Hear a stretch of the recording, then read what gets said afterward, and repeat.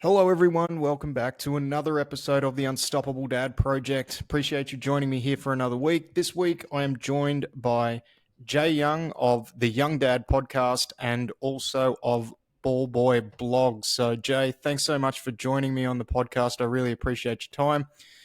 If you have been following along with me for a while, you'll know that I've been lucky enough to be on Jey's podcast twice now. So, this is the third time that we've had a conversation.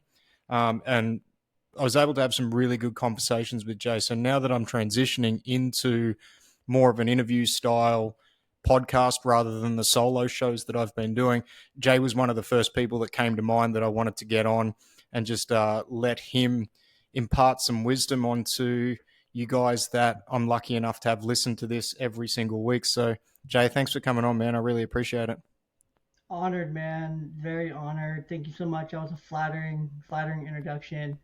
Sometimes I forget about my blog and the other stuff I do just because I've spent so much time the last like 2 years just with the Young Dad podcast, putting so much time, energy, and effort into that I forget I have that blog. But I do write on that blog page and post on there about every week during baseball season here in the United States. So it's a lot of fun. But yeah, it's awesome to have a conversation and a bit of a role reversal now. You and I, after two episodes over the last 2 years, um, I'll have to go back in the catalog and see what numbers those are. But fun fact, you were also my episode of the year for 2023, so that's super cool. Fun fact as well for the people to know. So Yeah, that was cool, and that was I really enjoy our conversations that we have together. Like it's great to kind of not get out of the comfort zone of the normal people that you talk to, which is one of the reasons for me wanting to transition this into more of an interview style, so I can learn some things. And um, those that have listened to the podcast know that I'm currently going through the process of becoming a counsellor in Australia, a registered certified counsellor. And I one thing with this, like an ulterior motive, I guess you say, is to try and get better at asking questions because I've got a bad habit of talking, and anyone asks me questions, I'll always want to impart knowledge, but I want to try and get on the other side of that and answer, like, be able to ask questions better, ask questions more effectively. So, first thing I wanted to kick off with, you've got the podcast, you've been doing it for a while now. What was the inspiration and the motivation for you starting that? yeah, I love telling the story. It's an oldie but a goodie. So it started kind of just with an idea. So kind of going back before that, even with my website, Ballboy Blog or Ballboy Media as it is now, that kind of just started as a random thing, a hobby about probably about 4 or 5 years ago now. And I was just writing about baseball, talking about baseball, just writing because I've always loved to write. I've always had an itch and a bug for writing, something I've always loved and enjoyed and had a big passion for. And I'm like, okay, well, let's write, let's blog, let's get it out. Let's write about something I love. I love baseball, I love writing. Two things, seamless connection here. So I started writing, did not take off that great. There was I had a lot to learn, a lot of grammatical errors, everyone's a critic. Um, so that took a lot of overcoming. I found tools like Grammarly and these other amazing resources to help me.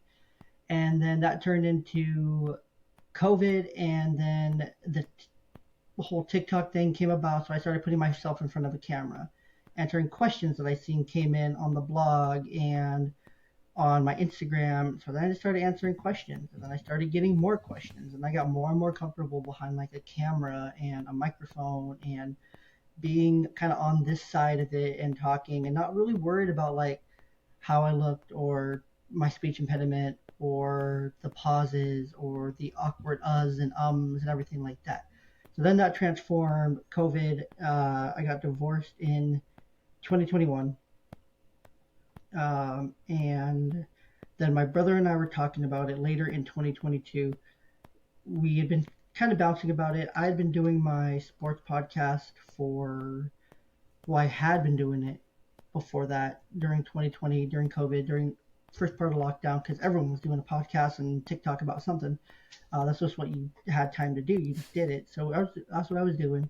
Um, and then everything happened and moved on, moved forward. Um, and my brother and I were talking because we'd always wanted to do something together. We'd always wanted to kind of do a podcast together. We thought sports was too cliche. Politics, I wasn't really into as much as I am now. And so it was just like, what are we gonna do? What is gonna be our like thing? And then it just kind of literally just came to me on like a whim. It's like Young Dad Podcast. Our last name's Young. We're both dads. We both became young dads. We both became dads really young. Like I was 21, he was 19, so we both became dads really young. We're both very similar, but we're also different in a lot of ways. So it started out as just me and my brother. Fast forward, we did many episodes together. Many of our early catalog of the Young Dad podcast is him and I together.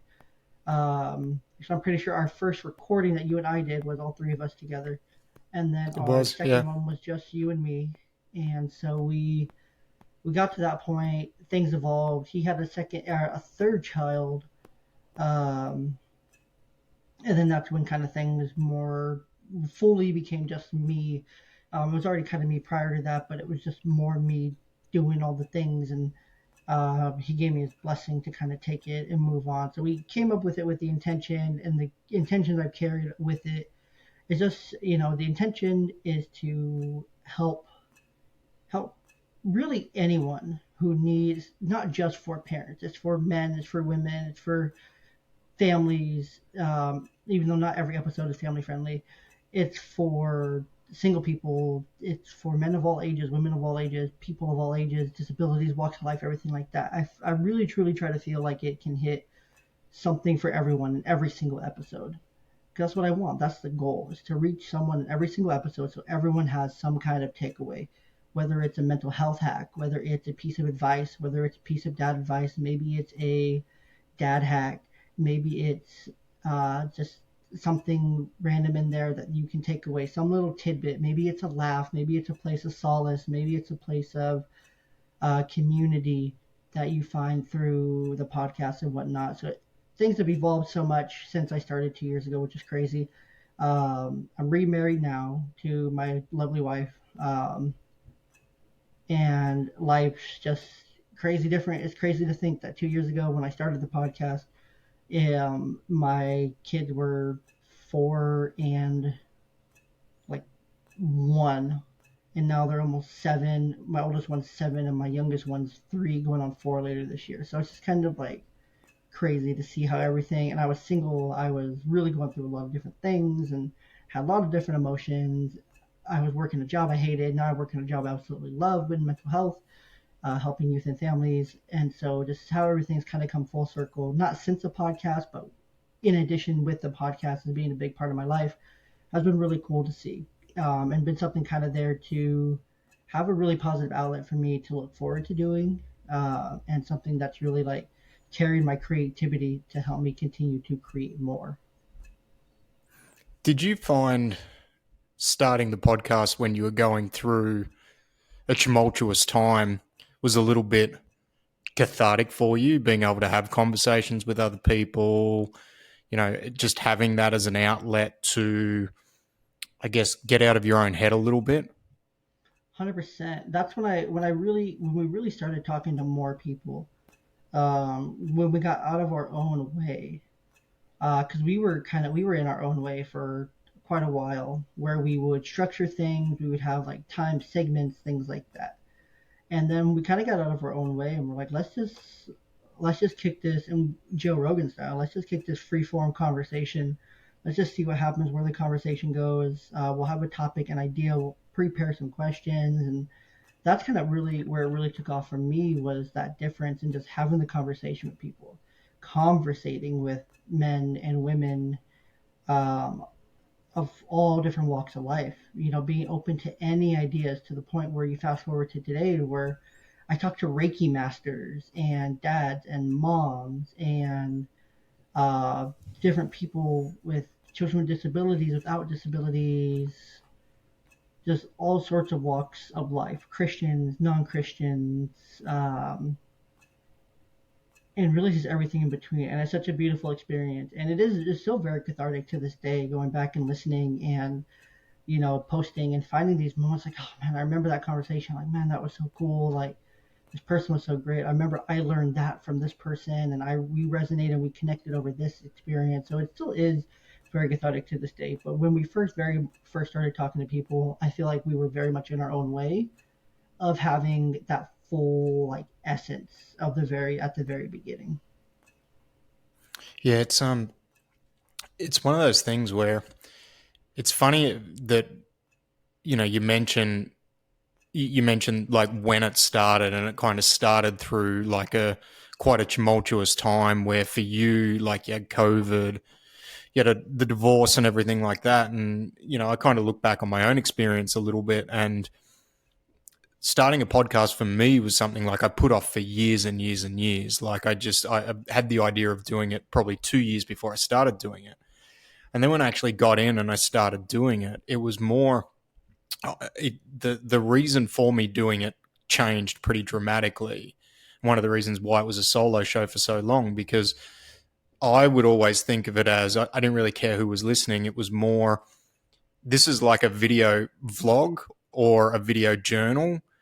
If something was ever happened to happen to me, my kids can go back and listen to this and go, oh, that's what dad thought about that at this time. And that's what dad, and then also too, having done it for an extended period of time, you're able to you're able to see the progression of yourself while doing it. Because in order to get good at anything, you've got to put in the reps in order to get to that point. And it's it's funny how some people that I've talked to that have been sticking with a podcast for a while, how that a lot of them start at a time where it maybe wasn't convenient, but then it just kind of rolls into this bigger thing for them, regardless of who's listening. It's like it's developing a skill, it's developing the habit of being consistent and doing everything. And as you mentioned, like, writing down your thoughts is one thing, but then to be able to present them to a camera, like, that's a completely different skill.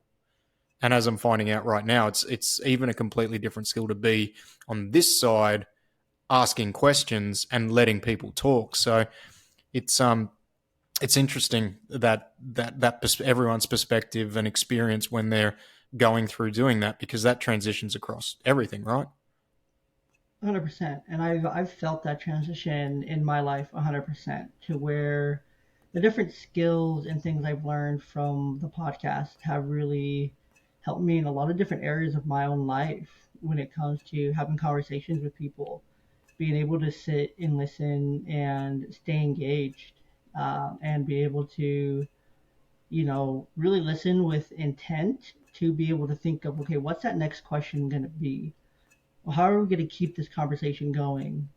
What's that piece that they're passionate about? What's that piece that I'm curious about, um, that maybe they kind of started talking about and then stopped? It's really giving me a lot of just overall insight, to how more people work, to how people work in general, and their ticks and things that they do, their patterns, and being able to pick up on those things, and conversation patterns, and knowing how to start and stop a conversation, knowing not being afraid to start like a real genuine conversation with the person at the grocery store, or when I overhear a conversation between two people at church and being able to go over and ask them, hey, I overheard your conversation.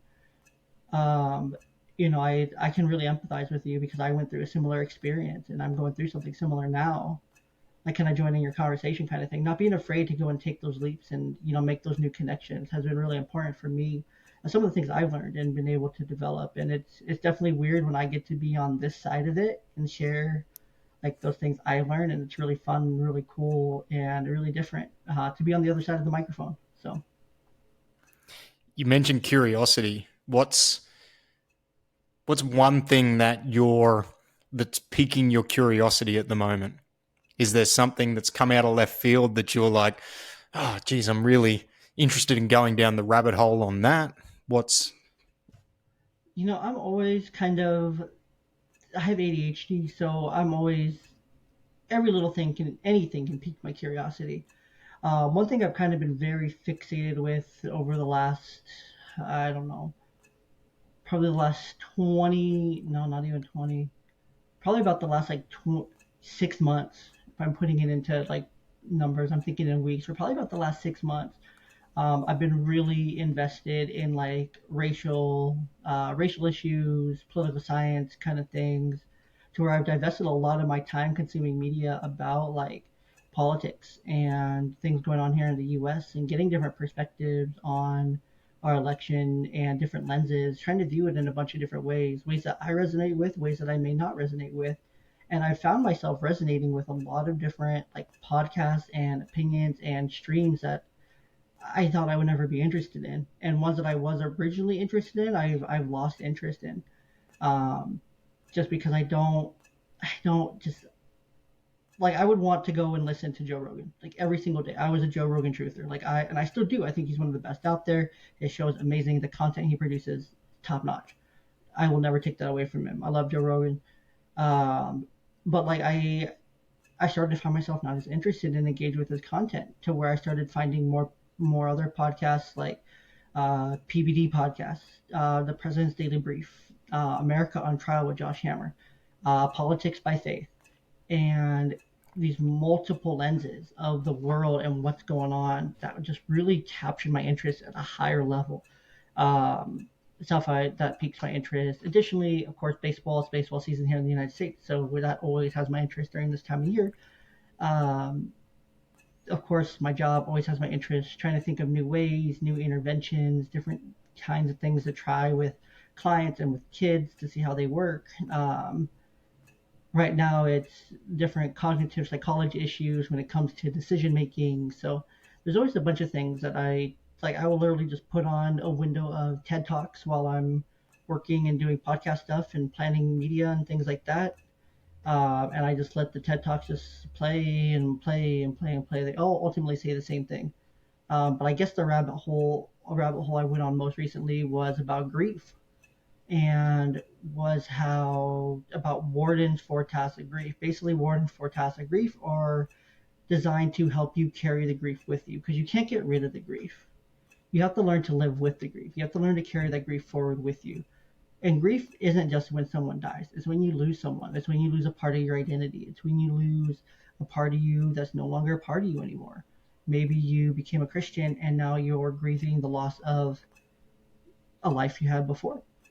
Maybe it's now you just became a dad for the first time, so now you have to grieve a life that you lost, kind of thing. Mm-hmm. So there's a lot of different types of grief. Most people think of it as death, but you can carry that grief with you. And Warden's four tasks of grief really help emphasize like how you can carry that with you, and different things you can do to reestablish like how you're going to live your life, but with that grief, and honor that grief to yourself and move forward. So that's something that I've spent a lot of time on, probably about 2 3 weeks ago, just listening to grief and grief and grief and grief and grief TED Talk. Very fascinating, interesting how there's a very common theme of you have to be able to move forward and carry it with you. It's like just another thing you put in your backpack and you carry down the road. And it gets lighter over time because you get stronger at carrying it. But essentially, you stay carrying it always. You just get better at carrying it. You find a more efficient way to pack your bag with it there. Sometimes it feels heavy, and that's okay. But you have to be able to move. You have to be able to move forward and live with it. So beyond that, nothing else really. I know that's kind of random, but I'm always into No, random that's stuff. So the grief thing's really interesting. Like that you mentioned that, and one of the first things you said that it's like it's not just grieving a person. And one conversation I had recently with a someone I knew who they sold their business that they'd had for 20 years, and we were having a conversation about like they went through potentially what you might say was like a mild depression afterwards. And I actually said to them, I'm like, oh, you're grieving, like you're grieving that period of your life. Because for me, when we had the gym for 11 years, and when I decided to step away from that, I remember getting to kind of 6 months post that and going, oh, like, it's almost like I'm grieving this thing that like, because it's no longer part of my life. And it's really interesting because that's the grief piece. I think a lot of people just automatically correlate to someone in their life, not necessarily something or a circumstance, or it's and almost giving themselves the permission to go through a grieving process for things that have been a big part of their life for a while. Mhm. And I think that's important to be able to recognize that, especially for dads as yourself, because your life changes a lot. Maybe it's a career change. There's always going to be things you like and things you don't like. Of course, why would if the things you didn't like outweighed the things you did like, you would have stayed. You wouldn't have changed. So, but obviously, there's still going to be those things that you grieve that you lost, that aren't there anymore. Maybe it's moving to a new home. Maybe yes, it has some more bells and whistles, but maybe there's a couple specific things that you really miss about that old place. Um, and just those different like little things. Maybe it's not a whole big grieving process, but there's little parts of it. Um, because now, let's say you move to a new home or a new place to live, new residence, and now you have to reestablish a new routine.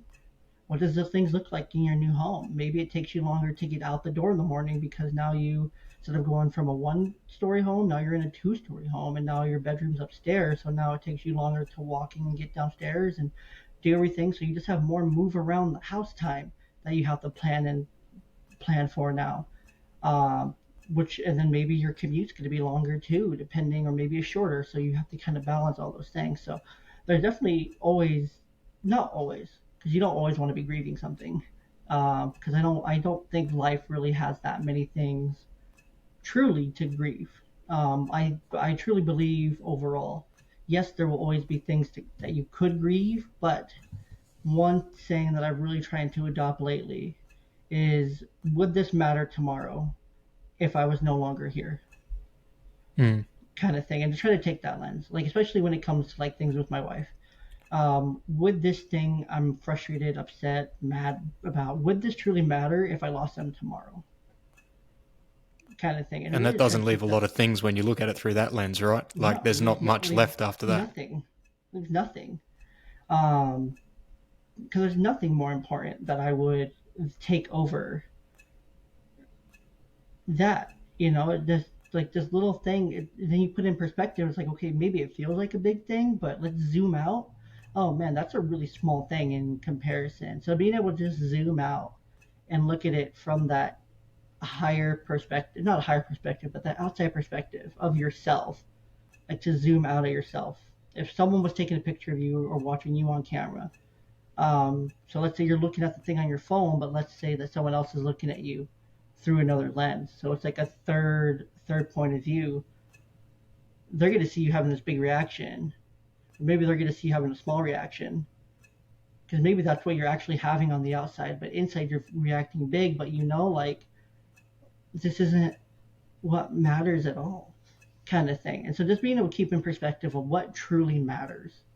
Um, because there's very few things that do truly matter at the end of it, and just keeping those things in perspective. Life's short. There's not enough time to always be grieving, always be mad, always be sad, always be upset about something. It's truly about living and enjoying the life that you live. And that almost comes back to just being present, like Mm-hmm. understanding that the saying "be where your feet are," and just understanding the in the big scheme of things, I can enjoy this moment and not have to worry about all those other things that are coming in, because if I look at it from that zoomed out lens, a lot of the stuff that I'm stressing about, while it needs to be addressed, isn't really that important in the big scheme of things. And it's 100%.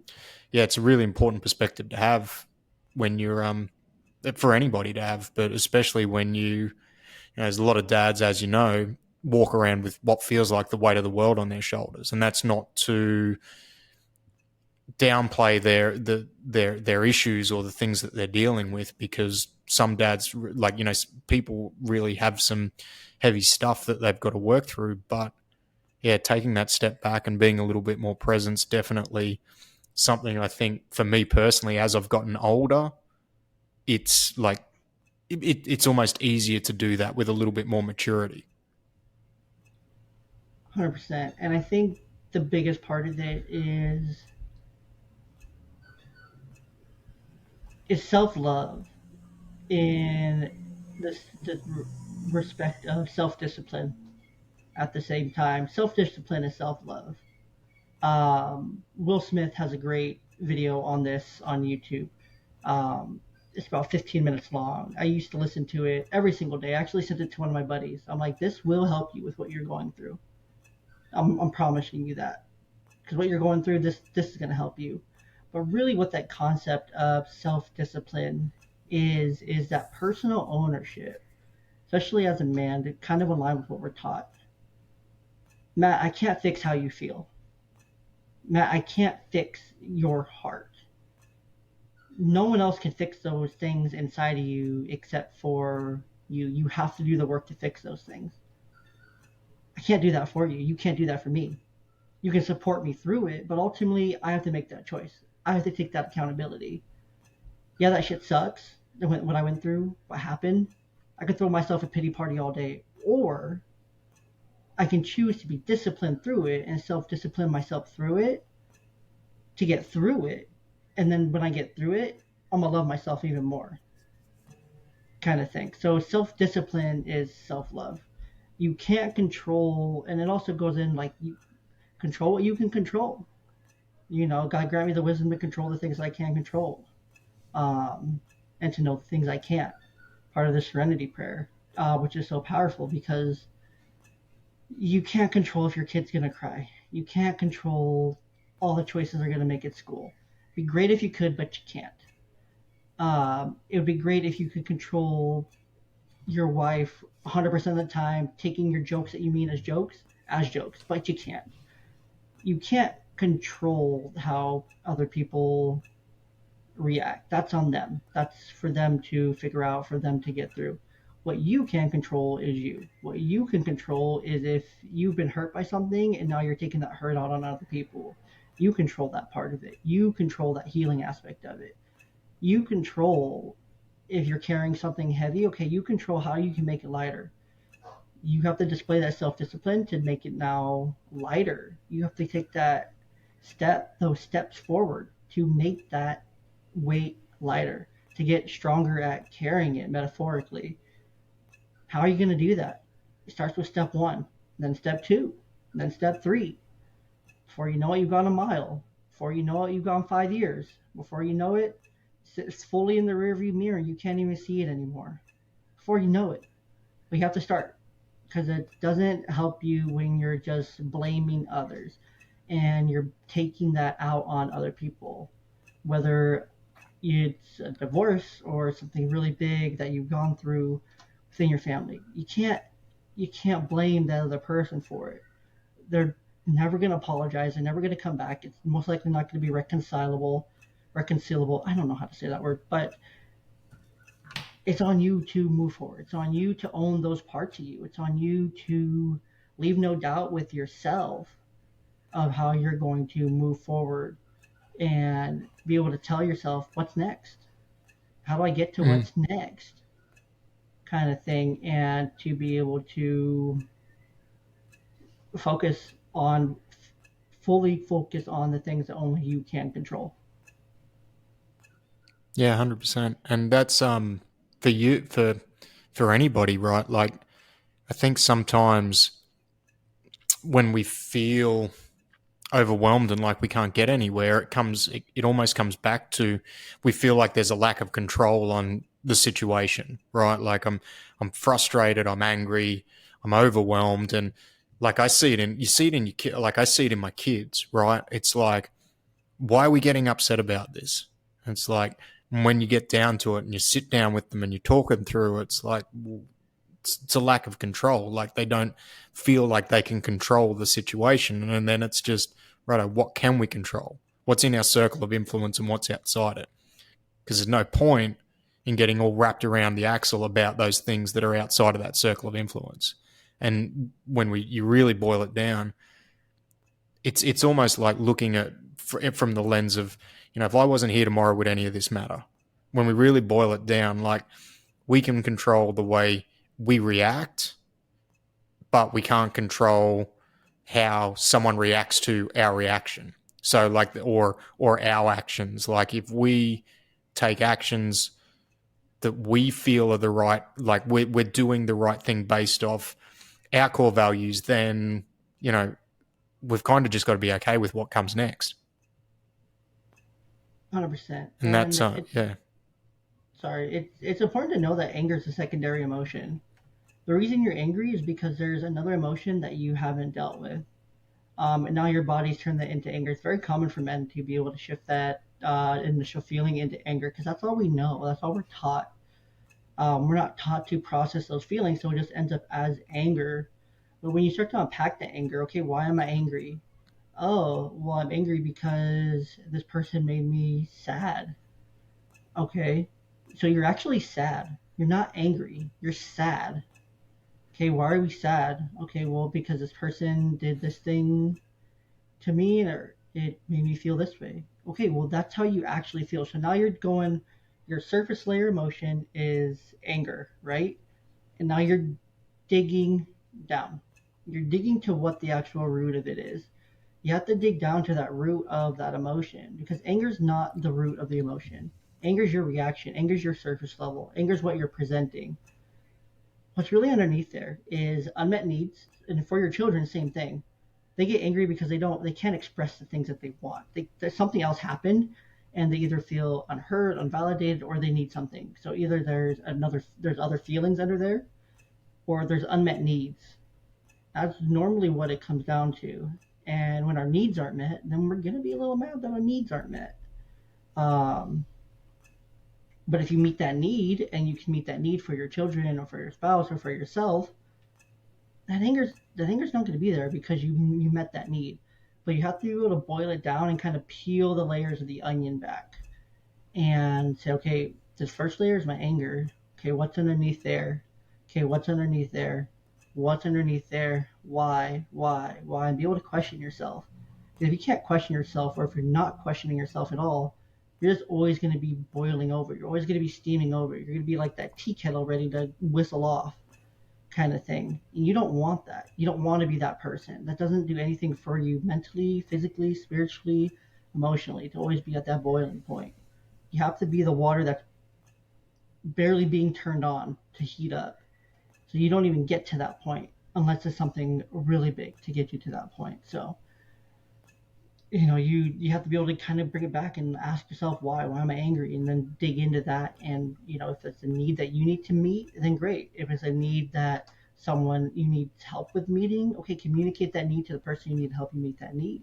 Same with your kids. Teach them, okay, why are we feeling angry now? Oh, because I couldn't play with such and such, or do this thing with such and such, or do this, I couldn't watch that certain show because I had to go to bed. Okay, well, there's the real thing that you just told me. Now let's work through that specific thing, or those specific things, to bring you down a little bit more. It's not all about going from an angry 5 down to a happy 1. You have to go 5 angry, 4 frustrated, 3 to a 3, then to a 2, then to a 1. You have to get back down. You have to work yourself down through that progression. You can't just go 5 to 1. It's not that easy to do yeah. You that, don't want to especially with our you kids. want to step down the ladder, not fall down the ladder. Yeah, exactly. You don't want your kids falling down the ladders because then it's going to be even worse. No, Because then they're just going to know to yeah. go. If I go angry, I go happy. If I go happy, I go straight to angry. They don't know a progression of those emotions to get there. So I went back through, was doing a little bit of research for some questions I might get to ask you on the podcast, and I was having a look at the website, and I went back through and I found that you did 30 days of journaling. I did, yes, I did do a pretty hard 30 days of journaling. I think that was earlier this year, even. Yeah. Um, So what was your process for journaling? Like what type of things were you writing down? Was it set questions you were asking yourself, or were you just what was in your mind was going down on paper? More or less, it was kind of what was on my mind was going down on paper. Um, Sometimes it would be guided by a prompt. um, like a journal prompt from BetterHelp, because I still get journal prompts from them. So sometimes I would use those journal prompts and I would use it as like a starting point, or something I had heard the next day that kind of stuck in my head. But most of the time for those 30 days, um, it was really just random. It was more just like reflections and more like, okay, let's get this out. Let's see kind of what's different, what's better here. I wish I would have kept up with it because I think that would have been really cool. Um, but as it goes with journaling, when you miss 1 or 2 days, then you're gone. Um, then months go by and you forgot you even did it, kind of thing. So, um, but yeah, no, it was a lot of just random stuff. I didn't really have like a topic or rhyme or reason or purpose even as to why I was writing.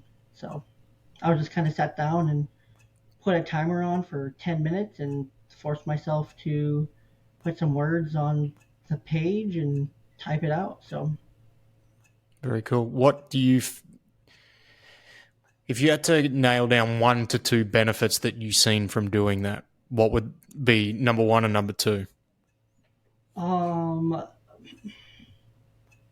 probably just the overall like intention that I did things.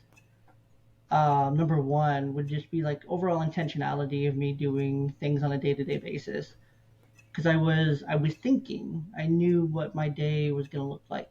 I had that time to think it through. I was like, I had gotten whatever I needed to get out was out. Because sometimes things just get stuck right here, or sometimes they get stuck right here in the chest, and you don't know what that thing is until you get it out in some way, shape, or form, whether that's through talking or journaling or um, whatever it is, whatever that looks like for you. Maybe it's through a workout and then like a deep reflection while you're in the sauna, kind of talking that through in your head, kind of thing. I've been there, done that too.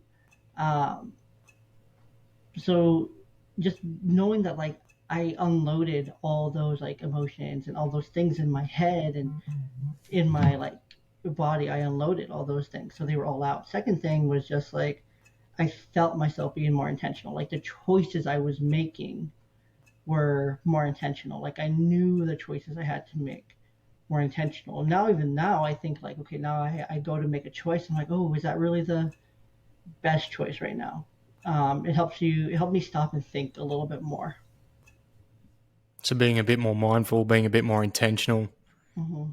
Yeah, like I go through periods where I journaling always seems to be one of those things that I come back to. Like I'll do it for a period and then I'll go away from it for a little bit and then I'll come back to it and I'll go away from it. And it's, so I've tried a couple of different styles, like from just writing down 3 things that you're grateful for, or, things like different things. So I'm always interested because I see a lot of people do like that the 30 days or things like that, and I'm just interested in what techniques people are using and what benefit they've seen from it. Like the intentionality piece is one thing that I know within my life. Like when I do it, I always seem to be more productive. Like it's just it kind of sets the tone for everything else that I do, and that's probably coupled with I'll generally do it around writing. Like I'll write about a task list for the week or for the day when I'm doing journaling. So that intentionality piece is um, for me is a really cool thing when it comes to journaling. So that's cool. That was very very insightful. What's as a dad, what's been one of the biggest struggles you've had? Having daughters. Um, I mean, I absolutely love my daughters, but my oldest daughter has been a big struggle. The last uh, several months, uh, to the point to where she needed to be enrolled into therapy, and which is a good thing. Like it was a good thing that we were able to come together and make that choice for her and um, get her into it. She enjoys it. She's really connected with her therapist, and it's been really good to see. Um, but just her in general, and just the amount of I'm trying to think of how to phrase this, like the amount of like big emotions that are just quick trigger, big and in your face, and just really just awful to deal with. Kicking, screaming, regression, fit throwing at like a preschool level, and just things that were just wild and beyond. And it was being consistent between both homes. So it was just a big struggle overall. So just having that, like, seeing the regression when it hits, it hits. Um, and regression hitting. And it's really tough to see your kid regressing and be able to fully recognize and see, like, okay, my kid is full on regressing and I just don't know what to do. I don't know how to help her. Everything I'm trying doesn't work. We're trying to implement the things that you guys do in therapy, and they're not working still because she chooses not to do them. Um, she's still having a hard time with being respectful. She's still having a hard time with the things that she says.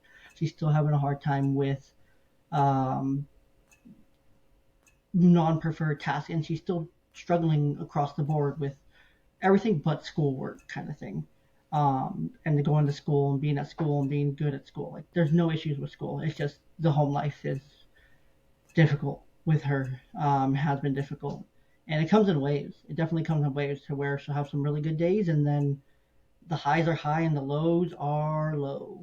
Um, and it's being able to see that in real time and just you know trying to just navigate those waters, because those highs, like I'm telling you, the highs are great, and then the lows come very quickly and they're very low. And then just seeing the difference between my two kids, too, is that I these issues are isolated issues to one, and but the issue with that is that the issues the older one presents and the behaviors that she does bleed into the second one, the younger one. So she starts to do some of those things too. And it's like, oh, we're nope, nope, nope, we're not doing that. Nope, nope, nope. Mm-mm. And so it's easier to shut her down and get her off of those paths and those break those little things she's trying. But the older one, she's just kind of stuck. So just kind of seeing those struggles up and down. But I mean, it's part of it. It's part of the fun. Once she does overcome it and she does get past it, it's going to be really cool to see her progress and be able to see like her accomplishment in that area, emotionally, behaviorally at home, to where she isn't having those level of meltdowns, or tantrums or fits or whatever you want to call them. And she's able to cope and handle her emotions and regulate those on her own without guidance or without help or support. So Yeah, that's must have been a tough process for you to have to take her to somebody to try and, address that, right? Like that's something that must have been a hard decision to make. I mean, it was, and it wasn't at the same time. It was needed. It just sucks because it's like you don't expect it to be like your kid being the one that's gonna need it kind of thing. But hey, if it's needed, it's needed. And you have to do it, and it's okay. Like there's nothing wrong with therapy. There's nothing wrong with enrolling your kids in therapy. Like if they need the help and support in that way, then they need help and support in that way. It's your duty as a parent to be able to get them that support that they need in the ways that they need it. So, um, has it worked out yet? Has it clicked? No. Um, but hopeful that it will click. So, And on a lighter note, what's been the best part about being a dad? Do you have a highlight so far? Obviously, the whole life of our kids can be a highlight if we let it be. But is there one absolutely. story, moment? Um,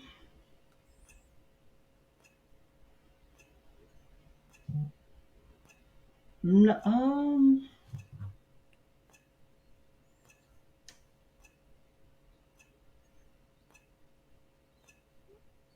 there's not just a single moment or a single thing. Like I'm very proud of my kids overall. My older one, she does absolutely phenomenal in school. She's a great student. She's a great classmate. She's a great friend to her friends. She's a teacher's pet. She's absolutely well beyond her academic level that she is in grade school. She's in first grade. She's well beyond that in reading, math, um, and writing. She's well beyond her level. She's well beyond her peers. So I'm very proud of her intelligence level.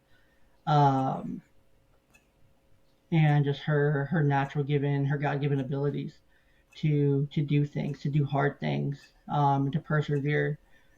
And so I'm very proud of her in general for the things that she is able to do and her strengths, because her strengths are our strengths that she relies on.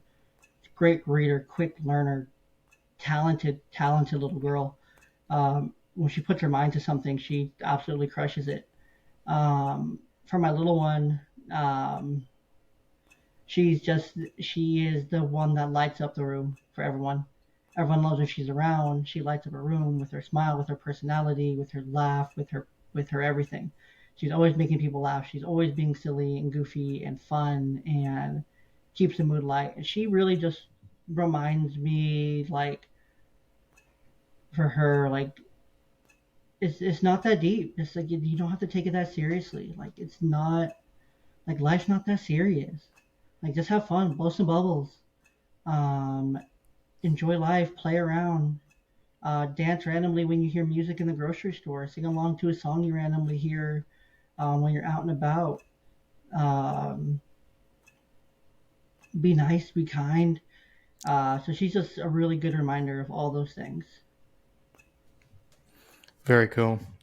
So I've taken to these interview style um, podcasts, and I've completely stolen something that I've heard off a different podcast, which is I don't know if you listen to the Diary of the CEO podcast, but at the end of every podcast, what he does is he gets the last guest to leave a question for the next guest, not knowing who they're leaving it for and not knowing who's asking the question. So before we wrap up, the question that I've got from you is, what advice would present you give to yourself before you had kids? Um, Man, that's a good one. I would say, and this is a sign that's up in my home actually. It's work hard and be nice to people. Um, just be nice. Be kind. Be patient. It's gonna be really freaking hard. It's gonna be really, really, really, really, really, really hard. Um, it's gonna be tough. But you're gonna get through it, and it's gonna be way easier before you know it. That weight that feels heavy right now isn't going to be heavy later. You're going to get stronger. You're going to get better at carrying it. You're going to get better at coping with it. Um, yes, your job sucks right now. It's not going to suck forever. Situation sucks right now, but it's not going to suck forever. Embrace the suck, because once you embrace that suck, that's when growth starts to come. Because you have that acceptance of yourself, your situation, things as they are, and now you are back in control. You're back in the driver's seat, and now you can't control the past and things that already happened, but you can fully control the future and the choices that you make and the path that that's going to lead you down.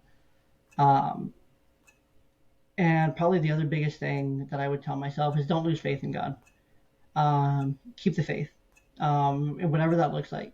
Keep keep reading your Bible. Keep praying. Keep going to a church. Um, Keep believing. Don't shut God out. Um, God got you, 100%. He's not gonna let you. He's not gonna let you fail. He hasn't let you fail to this point. He won't let you fail.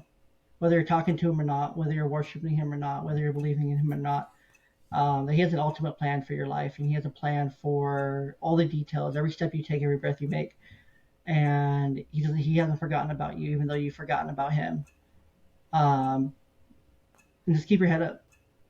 You have so many people rooting for you that are with us still in this life and that aren't, that are still rooting for you, that still want to see you do something and make them proud. So make them proud. Very cool, man. Well, thanks so much for joining me. I really appreciate it. I'm really stoked that I could get you on here and have a conversation with you. Before we shoot off, do you want to let everybody know where they can find you, give the podcast another plug, and let them know where they can find you on the social media? Absolutely. So you can find Young Dad Podcast by typing YOUNGDAD PODCAST on any podcast platform, literally any podcast platform. Most popular on Apple, Spotify, YouTube, of course, is an ever slow burn, as always. Also, of course, on Instagram at Young Dad Pod, and also on Threads, where we've really taken off and found a great community of about 1,300 strong, literally double what I have on Instagram a in a small fraction of the time. Threads is a great place. That's probably where you see the most engagement from me, next to Instagram.